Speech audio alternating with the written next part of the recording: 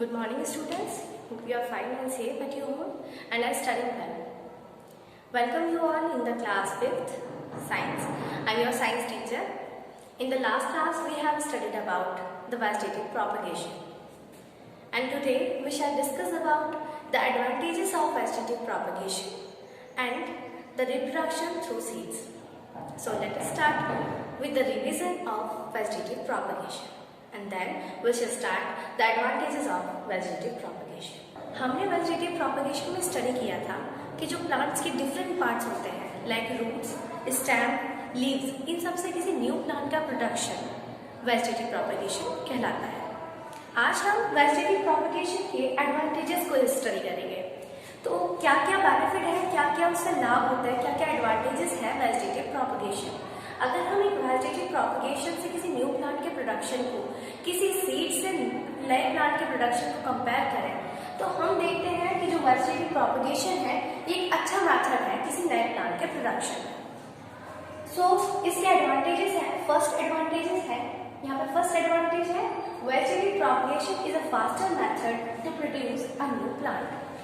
अगर हम सीड वाले प्लांट से वेजिटेटिव प्रोपगेशन को कंपैरिजन करें तो ये एक फास्ट मेथड है, यानी अगर तुम प्लांट को प्रोड्यूस कराने के लिए अगर हम वेजिटेटिव प्रोपगेशन मेथड अपनाते हैं तो इससे प्लांट जल्दी प्रोड्यूस होता है।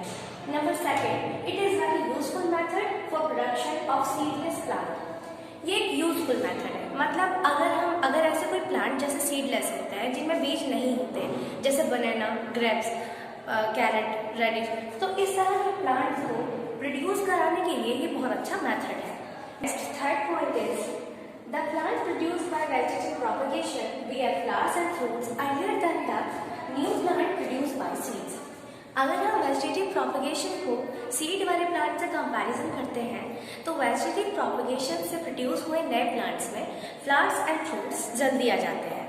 मतलब जितना टाइम हमारे सीड वाले प्लांट को ग्रो करने में लगता है और उसमें फ्लावर्स एंड फ्रूट्स आने में लगता है, उससे कम टाइम हमारे वेजिटेटिव प्रोपगेशन के फ्लावर्स एंड फ्रूट्स आने में लगता है। मतलब वेजिटेटिव प्रोपगेशन में फूल और फल दोनों जल्दी आते हैं।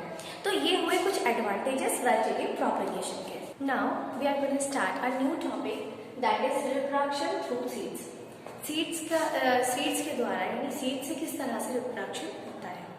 तो स्टूडेंट्स ऐसे प्लांट्स जिनमें फ्लावर्स होते हैं यानी जिनमें फूल आते हैं वो फ्लावरिंग प्लांट्स कहलाते हैं। यही फ्लावर्स बाद में फ्रूट्स में चेंज हो जाते हैं और फ्रूट्स के अंदर सीड्स होते हैं और इसी तरीके से सीड्स किसी नए प्लांट के प्रोडक्शन में हेल्प करते हैं। तो अभी हम ये पढ़ेंगे कि हमारा जो फ्लावर्स है उसके कितने कितने पार्ट्स होते हैं और कौन कौन से होते हैं। तो ये हमारे फ्लावर के स्ट्रक्चर है। It's the structure of the flower.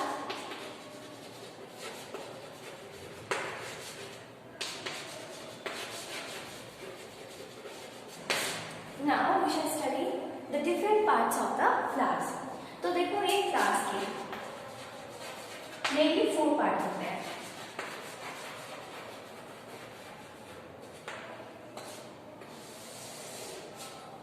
इसका पहला पार्ट होता है सेपल, सेकंड होता है पेटल, थर्ड होता है इसका स्टाइल एंड नेक्स्ट फोर्थ होता है pistil. Students, sepals, petals, stamen and pistil इनके बारे में हम ब्रॉडली डिस्कस करेंगे, लेकिन मैं बता दूं कि स्टैमेन एंड पिस्टिल क्या है। स्टैमेन मेन रिप्रोडक्टिव पार्ट होता है।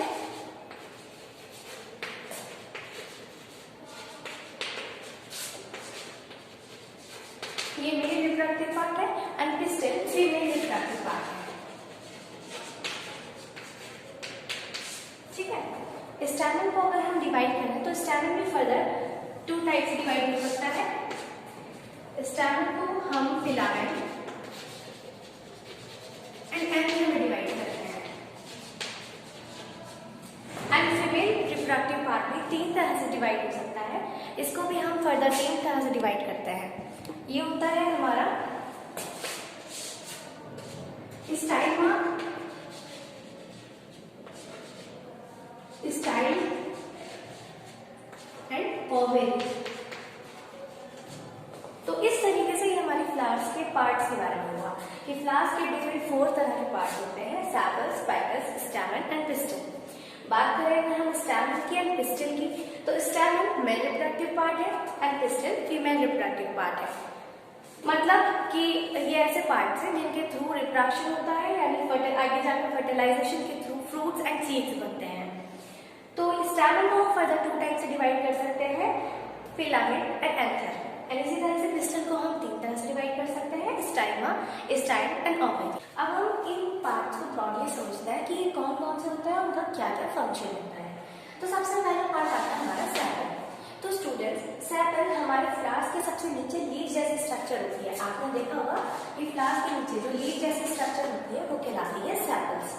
सेपल्स का मेन फंक्शन होता है फ्लावर को, जब फ्लावर एक बड के रूप में होता है, कली के रूप में होता है, तो उसको प्रोटेक्ट करना।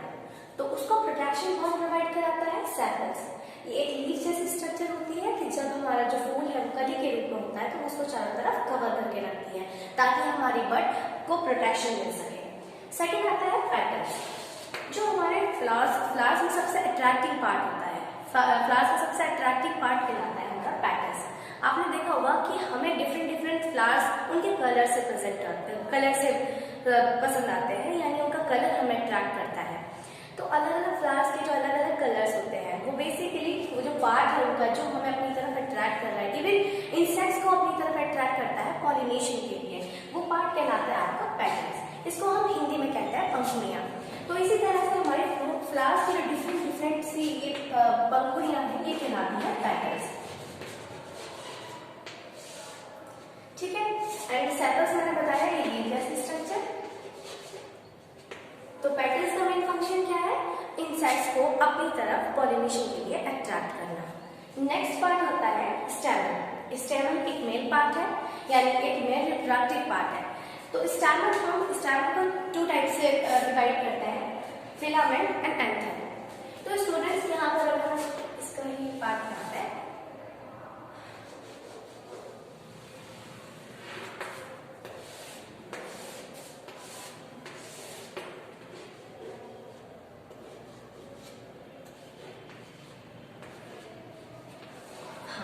तो यहाँ पे ये जो थिन स्टॉक जैसे निकलती है स्ट्रक्चर, ये कहलाती है आपके फिलामेंट। क्या कहलाती है? फिलामेंट। आपने देखा होगा कि फ्लावर्स में पतली सी स्टॉक जैसी स्ट्रक्चर निकलती है, उसको हम फिलामेंट कहते हैं, और उसका हेड लाइक स्ट्रक्चर कहलाता है, ये जो उसका सर होता है ये कहलाता है एंथर।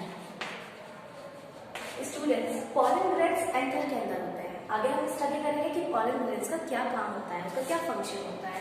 तो यहाँ पे हमने स्टडी किया स्टैमेन, यानी जो कि मेल रिप्रोडक्टिव पार्ट है, उसके दोनों पार्ट्स फिलामेंट एंड एंथर। अब आता है next part, that is pistol. Pistol में 3 तरह से हम उसको डिवाइड कर सकते हैं, स्टाइमा, स्टाइल एंड ओवरी। अगर हम यहाँ पर इस स्ट्रक्चर को देखें,